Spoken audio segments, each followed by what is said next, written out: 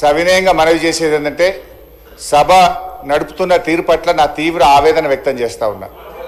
First క్వశ్చన్లో నేను చెయ్యెత్తితే మీరు సిగ్నేటరీ కాదు, మీకు మైక్ ఇవ్వమన్నారు.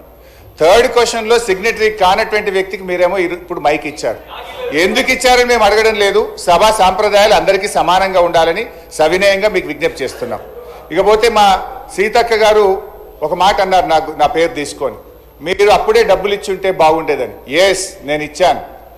మా గౌరవ కేసీఆర్ గారి ఆదేశాల మేరకు పల్లె ప్రగతి కింద ప్రతి నెల 275 కోట్ల రూపాయలు మేము గ్రామ పంచాయతీలకు ఇచ్చాం.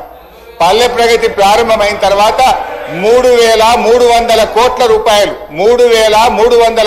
రూపాయలు మేము గ్రామ పంచాయతీలకు ఇచ్చాం. ఒకవేళ మీరు ఆ పద్ధతిని కొనసాగించుంటే నెల 275 కోట్లు ఇచ్చుంటే ఇవాళ ఈ బకాయిలు ఉండేటియే కాదు అనేటువంటి విషయాన్ని మనం చేస్తా ఉన్నా.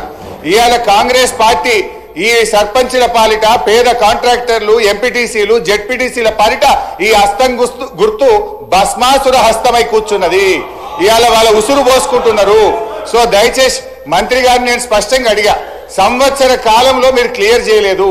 ఒక్క నవంబర్లో బడా కాంట్రాక్టర్లకు 1,200 ఇచ్చారు. అందులో సగం ఇస్తే సర్పంచ్ల బిల్లులు క్లియర్ అవుతుండే. ఎప్పట్లోకి ఇస్తారో స్పష్టంగా చెప్పండి అంటే త్వరలో ఇస్తాం, చూస్తాం, చేస్తామన్నారు.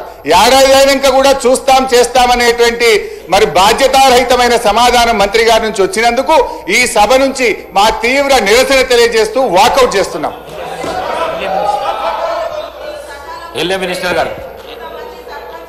మినిస్టర్ గారు అధ్యక్ష, గౌరవ